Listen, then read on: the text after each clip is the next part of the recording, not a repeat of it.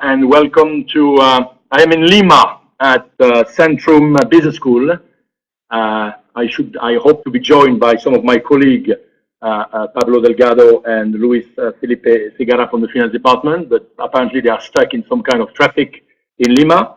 And I'm helped here with Professor Cesar Firadas with, in IT, Management Information System at the Centrum Business School in Lima. So it's a real pleasure. I think hello David, hello Arthur, hello Pierre, who are helping us in the techniques. Oh, I think you should be here because I'm going to show something. And we are going to start our live session. The slide is on what is next. And I think we should have the slide. What is next is a few information on the attestation of success to the MOOC. We have already more than 400 registrants.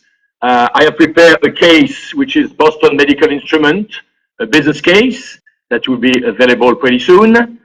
You'll have to answer 30 questions in a quiz, and you'll have to make an essay of a maximum 500 words.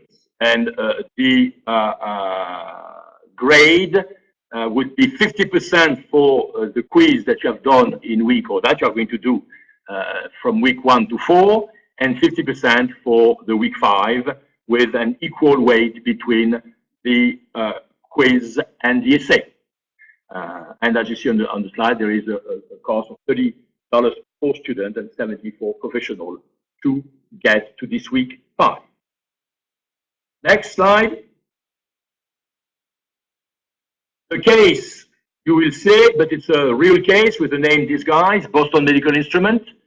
It is a company which is in the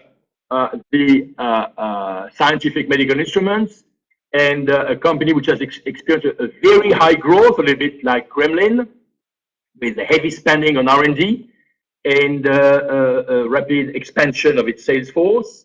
And as you are going to see, the company has reached its maximum level of debt, in particular the short-term debt, and the banker is not ready to put more money, and therefore the whole issue is to analyze the situation and try to ask yourself what the company should do next in order to be able to continue its life and to survive. So that will be the case of week 5. I've just been joined by my colleague Pablo Delgado from finance department at Centrum, and he's going to help me. We'll try to manage the techniques here. It's a little bit difficult to have two screens, but we'll manage. Next slide.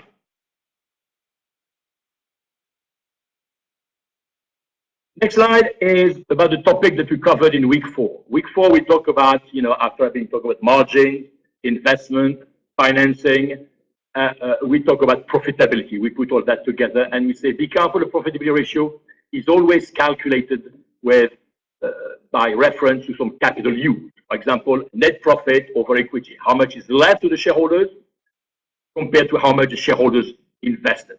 But the profitability ratio is not, for example, something like profit over sales.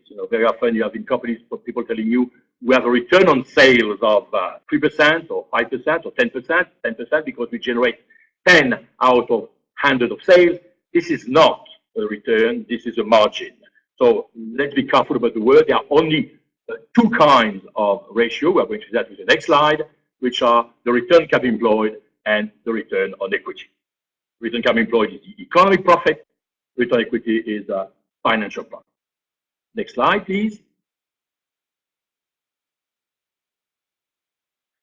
We discussed the definition, and I'm not going to come back to that. You have that on the slide.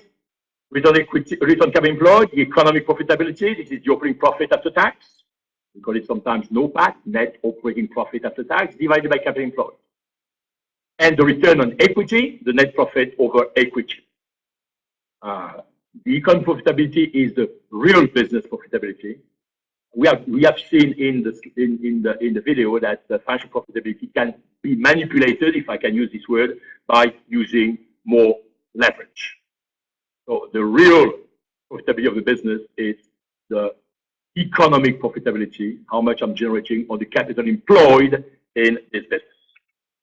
So I think we can now go probably to the next slide, which is just reminding you the leverage factor and the relationship between the financial profit and the economic profit, between ROE and ROCE. You remember this formula that is explained in the video. And in fact, the profitability for a business is coming from its own business operation and some surplus coming from the leverage factor. The leverage factor is positive when your return on capital employed is higher than the interest rates. Remember that we can say that financial leverage itself doesn't create real value, because the more you increase your debt, of course, the return increase, but the risk increase also. And what we stress in the video is the trade-off between risk and return. When you want your return to go up, the risk also is going up. There's nothing, as we say sometimes in finance, like a free lunch. You cannot increase your return without increasing the risk. There is something wrong in the couple if you do that. So that, now I think it's time, and we can with that correct it and give some information about the work that I asked you to do for this week for calculating the ROCE and the ROE for our company Gremlin. You have the slide here, and you see that if we calculate the ROCE, we take the EBIT, 1,873, that we multiply by 1 minus T. T is 35.5%. How do we get that? We look at the tax that we paid in 1986 compared to the profit before tax, and we find that the rate is 35.5. And then you divide that by the capital employed. And you see the capital employed, as we define it, is the net fixed asset, 816, plus the net working capital of 602.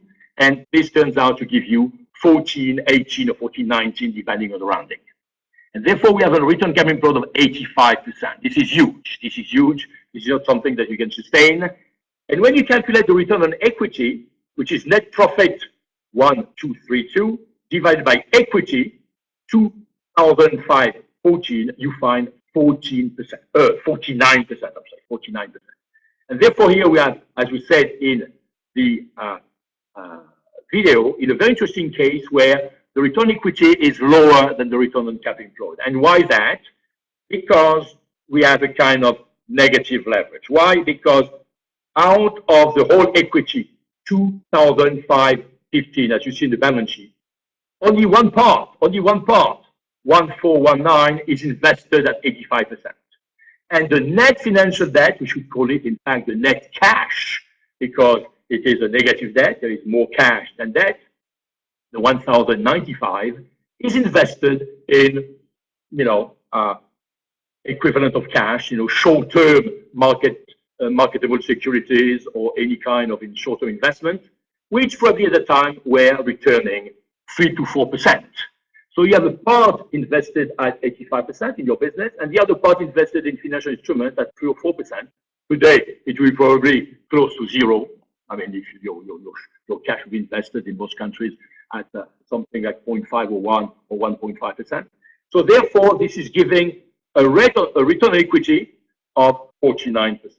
And another way of saying the same thing, and we're going to see the same thing in 1997, is that your own equity is not used in your business. Only part is used in your business, and the other one is invested in marketable securities or short-term investment. And therefore, your over return for the shareholders, you see that again in 1997. Thank you, Pierre. Thank you, Arthur, for showing the next slide. Return on capital employed is 37.5. You take the EBIT, 2235, multiplied by 1 minus the tax rate. Tax rate has gone down a little bit, you see, 33.1. Again, you look at in your P&L, the tax that is shown in the P&L divided by the profit before tax, that's where you get the 33.1, divided by the capital employed, and capital employed is the net fixed asset plus net working capital, and you see there, this is the 3983. Return equity, net profit, 1440, divided by equity of 5,489. And again, in this case, you see that the return on equity is lower than the return on capital employed. Why that? Again, because only part of the equity is invested in my business at 37.5% in 1997, and The remaining, which is 1.5 million, 1,506, is invested in short-term marketable securities, and this is a much lower rate, 3-4% at the time. So the return on equity, on the total equity provided by shareholders, is only 26 points. Now we're going to see next slide that in 1998 things are changing, because suddenly you see that the net financial debt, which was on the left side of the balance sheet, now is on the right side of the balance sheet, which means that now we have more debt than cash. We have a real positive net financial debt. And therefore, when you calculate the return on capital employed, always the same method, the EBIT, 2761, multiplied by 1 minus T, and you see that the tax rate has continued to go down. It is now 29.8%. The British government at the time was reducing the corporate tax rate, divided by the capital employed, again, net fixed asset plus net working capital, 2408 plus 7338, turns out to be 9,746, and you find 19.1%. ROE, net profit, 81897, I'm sorry, divided by the equity, 6,939, and you find 27.3%. Now we are in 1998 in a situation where we have real positive leverage, where the ROE is higher than ROCE, and the reason is that now we have positive net financial debt. We have more debt than we have cash, and that explains that. But to summarize that, what can we say? We can say that the profitability of this business is still good. Even at 19.1% after tax, this is a tremendous profitability. There was a recent study done in Europe showing that the average return on capital employed after tax for big companies, big sample of companies in Europe was around 12%. So at 19.1%, we are quite good. And the return on equity of 27% is, of course, very, very acceptable. So we can say at that stage that Gremlin has not a profitability problem. It's not profitability which is a problem. It is something else that you are, of course, going to discover when you look at the next video on the conclusion. This is a liquidity problem. This is the fact that my net working capital is growing too much, too fast, and that I generate a negative cash flow from operations, which means that I'm in a huge, difficult liquidity situation. But in terms of profitability, we can say that things are still going well, and I can tell you that many companies would like to have a return on capital employed equal to 19%. So I think with that, we have roughly covered what I asked you to do during this week on this profitability measurement. And without using too much of our time and having some time to discuss together, I think it's probably time now to have some questions.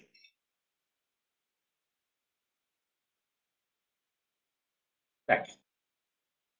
Oh, sorry, there is a last slide. Yes. You remember that we mentioned, I forgot that, we mentioned that return on capital employed can be decomposed on the operating margin multiplied by turnover. Turnover being sales over capital employed. How much sales am I generating per dollar of capital employed? Now, what you see in that is that the margin has slightly decreased, but remain at a good level, from 16% to roughly 11%. But the turnover, the capital employed turnover, has really collapsed. In 1986, you were generating 5.3 euros per euro of capital employed. Now, in 1998, you are generating 1.8 euro per euro of capital employed, which means that the capital employed has increased tremendously, and it is essentially due, as I've said earlier, and as you have seen in the case, by the explosion, by the huge increase of net working capital. And when you multiply the two, you come back to the 85% that we had in the previous slide, 30.5% in 97, and almost 20%, 19.9% of ROCE in 98.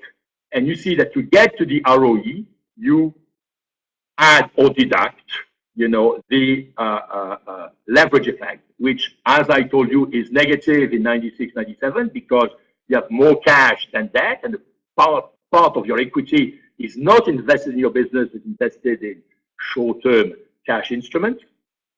and that's minus 36, minus 11%, which gives you a lower ROE than your ROCE. And in 1998, for the first time, you have a positive debt, you have more debt than cash, and because you borrow at a rate which is less than your return capital employed, you create some leverage, and you go from 19.9% ROCE to 27.3% of ROE, the leverage effect being 7.4%. You have added 7.4% of return for your shareholders by the fact that you have borrowed money. But as we said, you have also increased the risk. So I think it is with that the next slide, and we can if oh, there's a form review, yes. So maybe let's see that.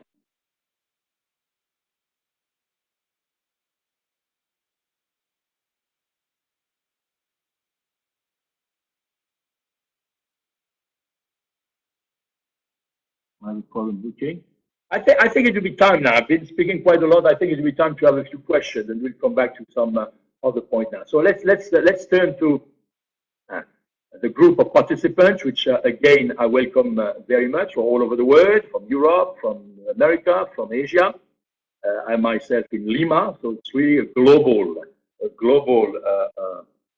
MOOC, and with my friend sitting near me, Professor Pablo Delgado, we are going to try to answer your questions. So maybe we could take the first question.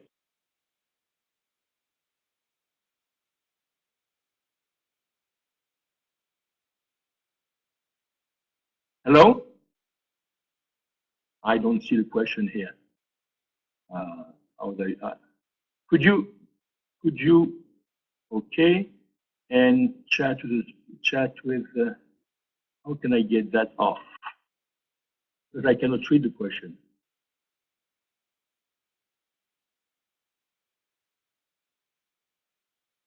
I cannot read the question. How do I do that? Maybe reading. Oh, so yes. Before I answer the question, we had a lot of questions about reading recommendations. Some people are very motivated. They want to go more into these financial analysis and corporate finance in general.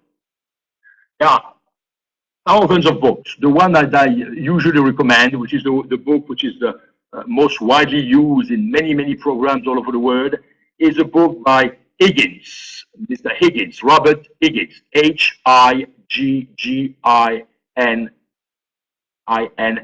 We'll put that on the forum. And the book is called Financial Analysis for Management. This is a very good book, and it covers the whole field of finance, even more than what this MOOC is covering, because it goes to valuation, it goes through some other things. It's probably the shorter and the best book as a good introduction to financial analysis and to finance in general. So what I propose is that we will put on the forums some reading recommendation and some books later on, but the first I wanted to mention was the book by Higgins. Now, first question that we have here is how come ROCE and ROE don't move in the same direction last years? I think I have answered partially the question in my presentation before.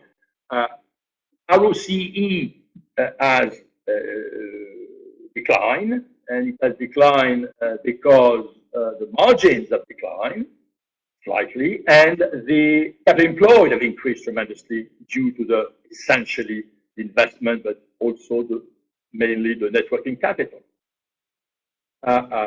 ROE has moved in a different direction because ROE is affected by ROCE, but the leverage factor.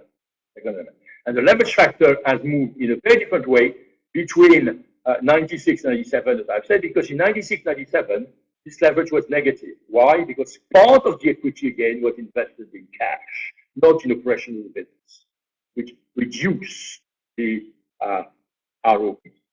Then, in the last part, in 98, for the first time, the leverage became positive because now the company is using its equity.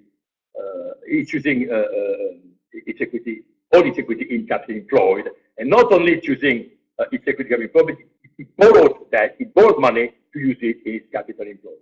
So this is the reason, I mean, why, in fact, your question, the question is a very good question, because the essential message of leverage is it is a good relationship between ROCE and ROE. And you'll see how things are moving through the leverage. The leverage explains the difference between ROCE and ROE. And therefore, depending on the elements which are making your leverage, essentially your debt equity ratio and the cost of debt, things can move in a different way. For example, if you borrow money at a higher rate, you're in a company with an ROCE of, let's take 6%, and you borrow money at 8%, you are going to have negative leverage. And in that case, your ROE is going to be lower than your ROCE because your shareholders are going to suffer from the fact that the company has borrowed money at a cost, at a rate higher than what the company can do in its own business with that money. You have something to add, my colleague, Professor Delgado, to that questions, maybe? I know it's very clear. Yes. Thank you. Another question,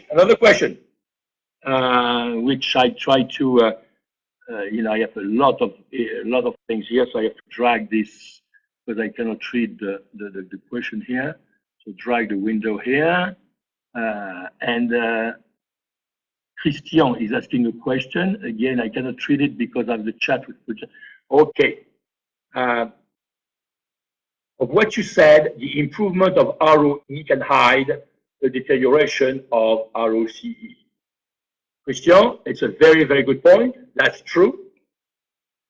An improvement of ROE can come from the fact that the basic of the business, the fundamentals of the business are not too good, and if it's even deteriorating, but you're hiding that by leverage.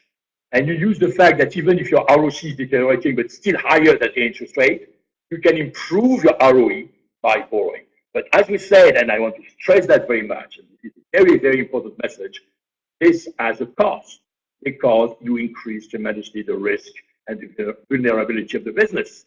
You show a better performance, a better ROE to your shareholders, but these shareholders should be very sensitive to the fact that you are tremendously increasing the risk of the business by increasing the debt level. So to answer probably your question, which I thank you very much for that, Christian, the important thing that you have to look in a business is ROC. This is telling you the fundamentals of the business. Now, when you look at ROE, you have to be sensitive to the fact that ROE, as I said earlier, can be, in quote, manipulated. And it can be manipulated by leverage. You can artificially increase it by leverage. A little bit, I think I say that in my video, a little bit like an old man or an old lady who still want to appear very young and put a lot of powder and things. It's very artificial. The important thing is how you are. You can disguise that, and the ROE can disguise the weakness of your operation by increasing the financial leverage, but this is very dangerous. So I hope I've answered your question, Christian. The fundamental things to look at is ROCE. This is really the fundamental profitability of the business. ROE is this profitability business to which you add, sometimes or deduct, but usually you try to add some artificial addition by using leverage. But as we say, there is a cost because you increase the risk and you increase the vulnerability of the company. Another question, which is coming next. Very good. So, and I have seen it on the screen. Question says, could you please speak about income statement by nature and income statement by function?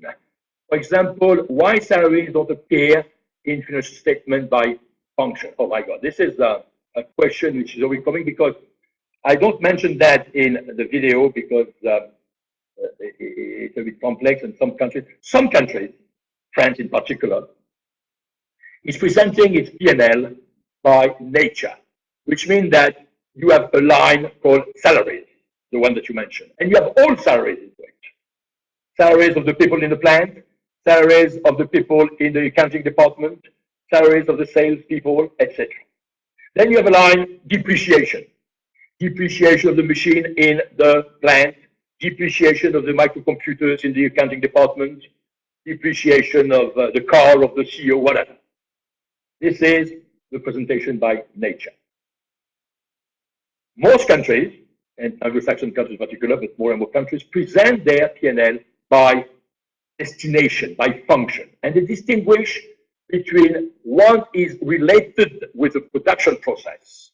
What are the costs of producing the goods and services that I am selling, from the other costs, which are non-manufacturing, non-production costs. And therefore, you distinguish between something called cost of sales. Cost of sales is not a good expression. It should be cost of producing what we are selling. And then the other costs, R&D, selling expenses, administrative expenses. And therefore, to answer your question, the salaries in the P&L by function are split between some of them are in the cost of sales. Which one? The one that are necessary to produce your goods and services. So the salaries of the workers in the plant are in the cost of sales. But the salaries of the accountants or the salary of the salespeople are in the other operating expenses after below the gross margin. So I don't know if I've been clear, but when I answer the question, when you say why salaries don't appear in financial statement, yes, they are there, but they are there with different names. They are in the cost of sales for the production salaries, and they are in the other operating expenses for the accounting salaries, salespeople, etc. The same for depreciation. Sometimes people say, where is depreciation in the P&L by function? Part is in the cost of sales, the one which are linked with production, depreciation of the machinery, of the plant, and the others, depreciation of the microcomputers in the accounting department, are not in the cost of sales, but in the other operating costs. So they are split. And the difference is that in an income statement, the profit and loss statement by nature, you don't split that. You put all salaries, you put all depreciation without classifying them between what is related with the production process or the manufacturing process, let's call it, and what is related with the other function, selling, administration, etc. Good question, but because it's sometimes it's confusing for people when they look at P&L of different countries. I think, you present in Peru, we discussed that already, by function. By function. A little bit like the state, so you show the cost of sales and you show the other of sales. Okay, another question. Another question. Next one.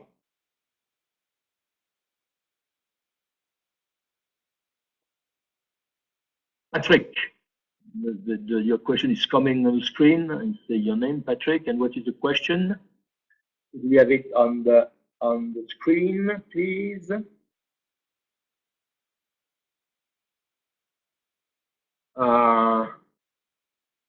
What you say about ROE versus ROCE is also true about valuation.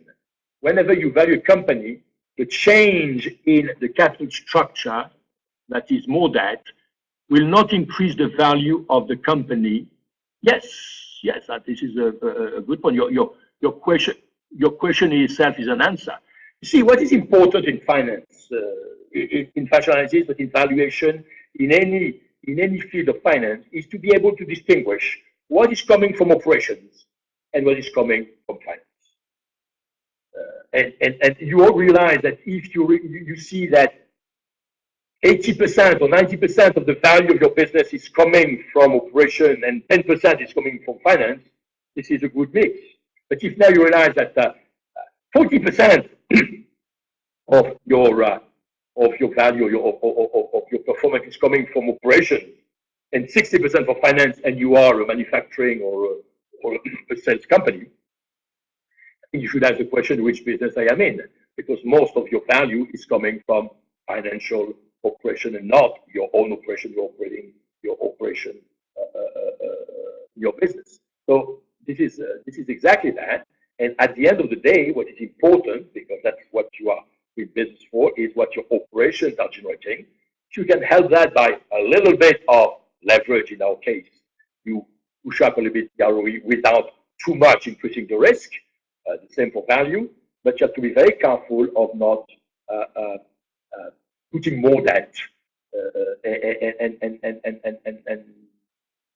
making the company more valuable, more vulnerable. I'm sorry. So I think your point is perfectly right, and I agree with your statement. I think, Patrick, and it is true. Another question. Question here coming from, I've not seen the name, but for working capital and capital expenditure management, is it always the best to use short-term financing, offering cash flow and retained earnings to fund the working capital, and long-term financing, equity and bonds to fund the capital expenditure? Another good question. Yes, I mean, there is a kind of matching, maturity matching, if we can say so. I mean, in most business, what we try to do is finance short-term needs with short-term financing, and more importantly, long-term needs with long-term financing. So it is true that all your long-term capital expenditure, all your long-term investment should preferably be financed with equity, and if equity is not enough, with long-term debt, so that we don't have the problem of renewing this short-term debt all the time to match the maturity of your assets. As far as the short-term needs, and essentially working capital, net working capital, then you can obviously finance that by short-term debt, because this is something which is related with your opening cycle, which has a short-term maturity, even if it's renewed all the time. This being said, you will see companies which are very conservative, and there's nothing wrong with that. They prefer to finance a big part, even of their short-term needs, with long-term debt, even if sometimes it's a bit more expensive, because they are much more stable. They don't have to renew this short-term debt all the time, and they create more stability in the business. But your point is well taken. When you have these long-term needs, capex, and all this long-term investment, you better finance that with stable money, namely, as you say, equity, including, of course, retained earnings, and long-term debt. As far as the part which is more short-term in your balance sheet, net working capital in particular, of course, you can finance that with short-term debt if the cost of the short-term debt is quite interesting to take. So 100% in agreement with your question. Good question. Thank you. Maybe another question. You still have a little bit of time.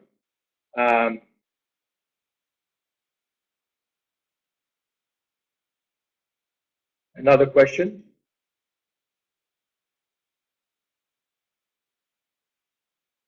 I don't see any questions coming.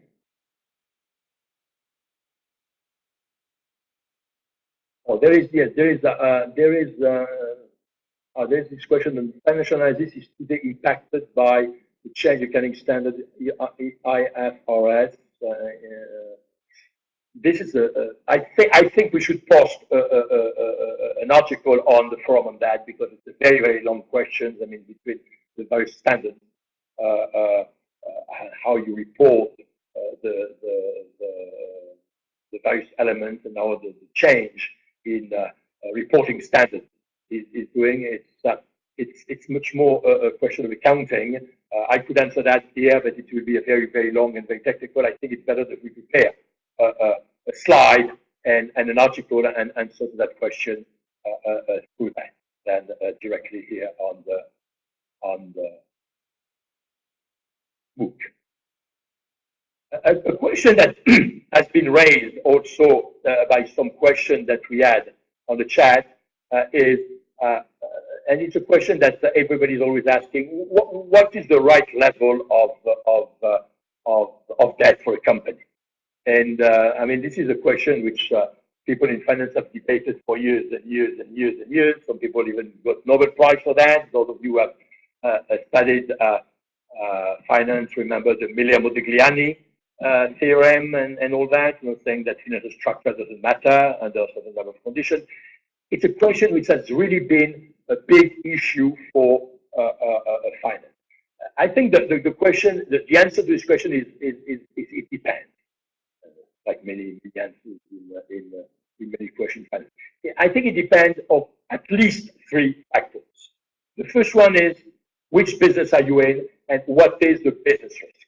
If your business risk is high, if you're in a very competitive environment with technology changing very fast, don't take a lot of that because you are going to add to a business risk, a high business risk, a high financial risk, and the total risk will be too high for the company. If you are in a low business risk because you're a monopoly or because you have a very stable market, you can afford probably a higher level of debt. So first element is the business risk. Second element is the type of asset, and usually they are linked with the first, the type of asset that you have in your business. The more marketable, the more tangible are your assets, the more you can afford debt. You will understand that if you have big buildings and land and things like that, you can afford to take more debt because if something is going wrong, you can sell this asset, get money, and repay your debt.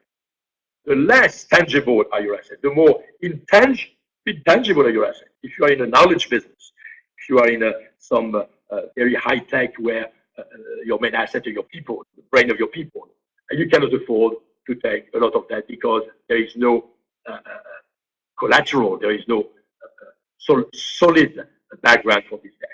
And the third element to go fast to answer that question is the level of profitability. The higher is your profitability, the more you can take debt. For two reasons. The first one is because obviously you could repay in a more easy way if you have a good profit.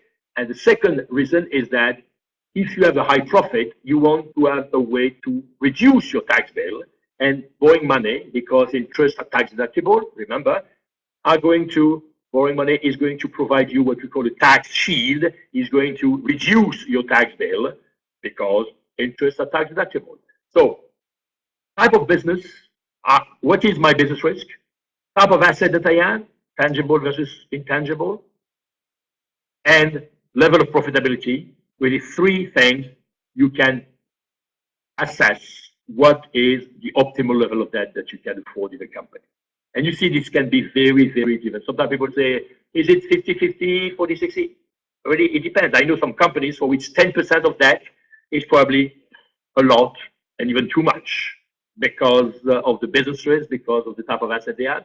And you know some other industries, real estate business or whatever, where you can afford probably 60 or 70% of debt because you have solid assets, because your business is very stable, and because you are very profitable.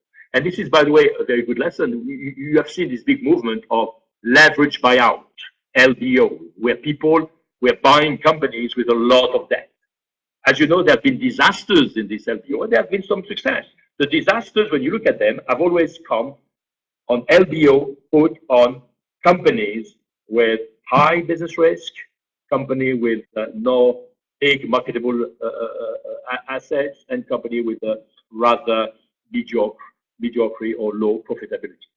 When you have a certain predictability of your cash flow, I mean, the level of debt depends completely on how predictable are your cash flows. If your cash flows are very predictable in the future, you can afford that because you are able to face the debt repayment. It's like any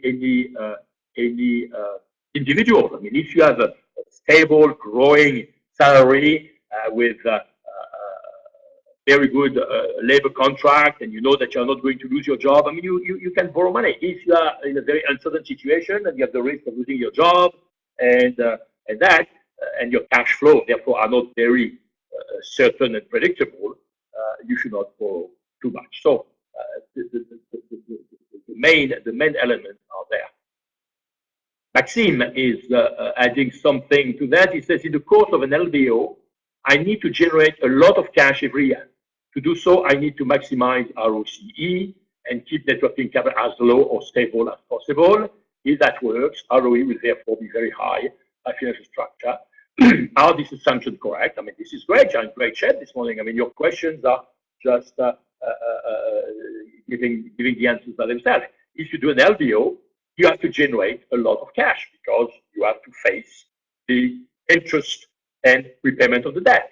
And as you say very rightly, to do so, you need to maximize your ROCE. You need to get a good return on your capital. You need to keep your net working capital as moderate as possible. I should add to that, you need also to keep your capital expenditure, at least in the first years, as low as possible. You want to avoid having big capex to do when you have at the same time to repay a lot of debt. And if you are able to do that, of course, the LBO will be a good success. And as you say, your ROE will be very high because you will have maximized the leverage on an ROC which is already quite good, and therefore your ROE will be fantastic. And you are able to manage the risk because, as we say, leverage is increasing risk because you have a rather non-risky business, a low operating risk business, because you have a good predictability of your future cash flow. So this is perfect. Maxime, if you find a company which has good, predictable cash flow, you can go and not a big demand on net working capital and no big capex. You can undertake an LBO, and the probability of success will be quite high. Great, Maxime. Another question is coming. Can current ratio help me decide if a company is a bit safe if the ROCE versus ROE are showing weaknesses? I think you have to be very careful not to confuse things. I mean, ROCE, ROE are really measures of profitability.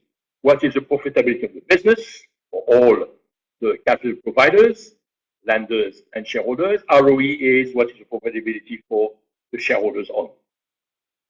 The current ratio, as we said in the video, measure the ability of the company to match by its current asset its current liabilities. So the ratio of current assets over current liabilities. I am personally very, very skeptical, and I think I say that in the video about the current ratio, because in the current asset in particular, you have something called inventory. And inventories, it's not obvious that you can sell them right away if it's finished good. If it is work in process, and we are going to come back to this issue, we have already discussed that in a previous video, in a previous slide. Most of these inventories are work in process. I mean, what are work in process? It's an accumulation of cost, but you can sell them. You still have to add cost to finish the product and to sell them, assuming that you could sell them. So the inventory part, and in particular the part of work in process, things which are developed, is very misleading. And you cannot be happy by saying, I have a current ratio of 1.5 or 1.4, which means I'm covering 1.4 times my current liabilities. If in this current asset, you have a huge amount of inventory, and in particular work in process, because it doesn't tell you that you're able to cover your liabilities. So as we said in the video, if you want to look at some of this static ratio, you should better look at the quick ratio, or what, as the American call it sometimes, the acid test. I think you use the same expression here in Peru, which is the current asset minus the inventories divided by the current liabilities. Roughly, what do you have when you have current assets minus inventories? What is left is your accounts receivable and your cash. Compare with your current liabilities, and you can then make the assumption that your cash is there and your accounts receivable can, you hope so, they transform into cash rather quickly, and therefore it is a good measurement. So when your quick ratio is much below 1, it's raising an issue. This being said, it doesn't mean that even if your quick ratio is above 1, you don't have any liquidity problem, because there is also a maturity problem. You can have to pay your suppliers at the beginning of the month, and paying your customers are paying you at you have to pay your suppliers at the beginning of the month, and your customers are paying you at the end of the month. Even if on a monthly basis you find a good quick ratio, during the month you might have a lot of liquidity problem. Any last question?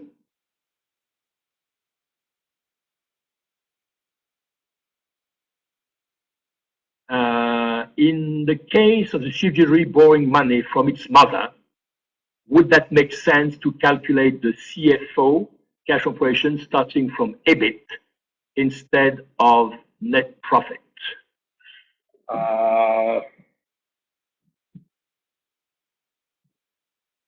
Because, let me try to see if I understand the question. Yeah, because you say if it's an internal loan, the interests are not getting out of the company. I guess they are paid by subsidiary to the mother company, and you assume that the tax bill are paid by the mother company when you consolidate. The subsidiary has not to pay tax. I think in that case, your argument that you look at EBIT as a net profit would make sense.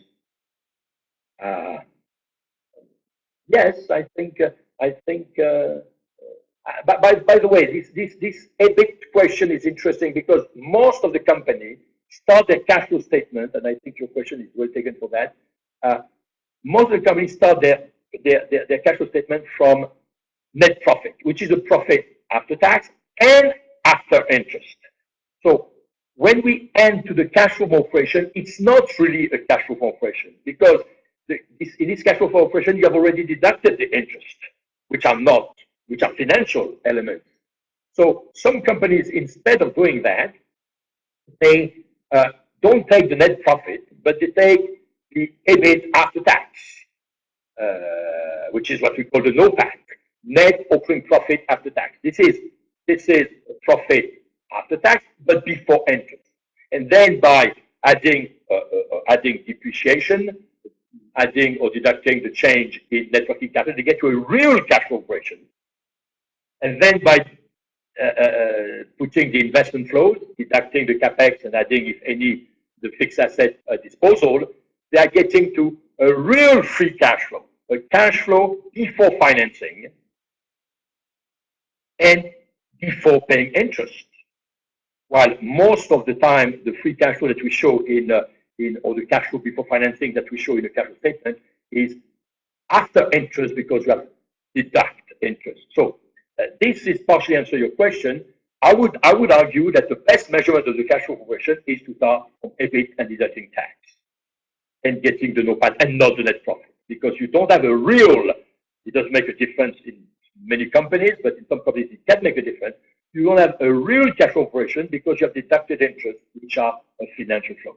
So your question for that is very good. As far as tax is concerned, then you have to really look where taxes are paid. Are they paid in the country by the subsidiary? Are they paid by the mother company? How the consolidation is done? And the answer will come from how you treat tax. But I think your question is interesting, because it's a way to remind that despite the fact that most companies present their cash flow statement by starting with the net profit, it will probably be better to start by the net profit after tax, the net operating profit after tax, EBIT after tax, but still before interest, to have a real cash flow from operations, from which you have not deducted the interest already. Thanks for the question. Thanks, sir. Time is running. I think it will be probably important to mention a few things about the certificate after you have completed week 5. As you know, the attestation of success gives you a possibility to continue and to get a certificate in corporate finance by the First Finance Institute. All the information would be put on the platform. And as you know, this certificate from the first Finance Institute is widely recognized in the profession by a lot of banks and companies, and it's also widely recognized by the academic world in most and in many masters in finance all over the world. Any other point that we should talk about, David?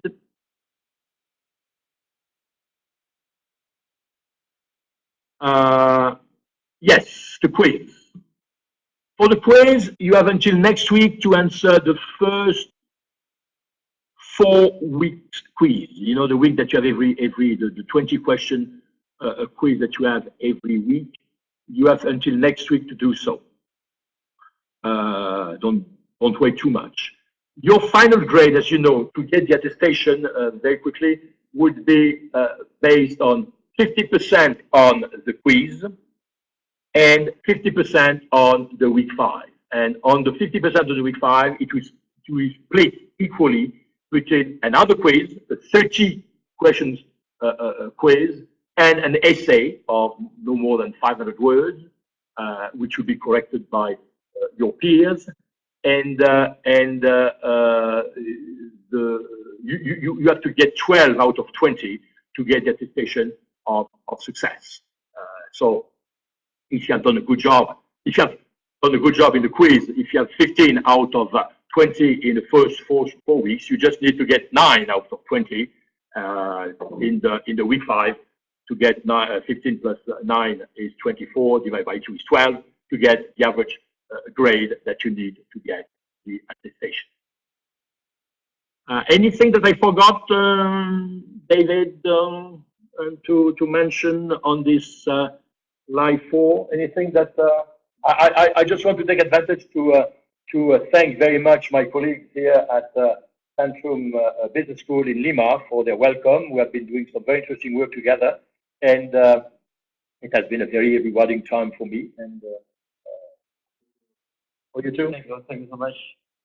Thank you, Pablo. And, it's a very interesting school, and they are developing a lot of online MBA, and they are doing quite good work in South America. Anything else that we should add? Well, a little bit far away, so we need some time to communicate. It's 5 to 8 here in Lima. It should be 5 to 2, I guess, in Paris, and probably 8 or 9 p.m. in Hong Kong. This is and in particular the time that we are making our MOOC and our live is difficult because some countries are changing time. The US have changed time 2 weeks ago, but Europe has not changed yet. They are going to change, I think, next week or something. So we have to make complex calculations to make sure that we are not confused by the time. Now, this being said, I want to muchas gracias, as they say here. Thank you very much to all of you for your participation. Your questions have been tremendous and very, very good. I really look forward to see most of you to week 5. This is a learning process. Thank you, Sarah, for your nice comment. You thanked me for a great course. Much appreciated. I appreciate your participation. Thank you for your effort. Remember what I said, the best way, thank you, Antonio, the best way to really improve is practice, practice, practice. So do the quiz, do this case, and I'm sure that the word is more, we'll be in touch. I've been a little bit busy, and I have to apologize to most of you that I could not always answer to all your questions because I've been traveling between Paris, Boston, Lima, some other places. But the MOOC is in my mind all the time. I want to tell you that we'll have another live session in week 5, will be announced. It will take place 2 weeks from now, where we will correct or give some indication on the case Boston Medical Instruments, which I'm sure you appreciate. it's a case you're going to see, which is in another business than Gremlin, but where you find a lot of common situation with Gremlin, and I'm sure that it will help you strengthening your concepts. So thank you very much. I think I'm said that it should be April the 2nd, the live on week 5, and it should be from Boston. I guess I'll be in Boston, so I'll look forward to see you. Thank you, Lannon, for a great moment today. Thank you, Patrick. You all learn a lot, and I'm happy. This is what the MOOC is all about. I'm going to tell you that it is a fascinating experience for me. It has been a lot of work, and it has been in the middle of a lot of other work that I'm doing. But I enjoy it very much, and I'm happy that you enjoy as much this MOOC that I enjoy doing it. So, adios, a la próxima vez, as we say in Peru. I want to thank all my colleagues here, Pablo and Cesar, who have been very helpful, and we will be in touch. And I'll see you in week 5 for the live. And don't forget to do the quiz. Don't forget to start as soon as you have it working on the case for some medical instrument. You will be given a lot of instruction to do that, and I look forward to see you. Adios. Bye-bye. Au revoir. Thank you.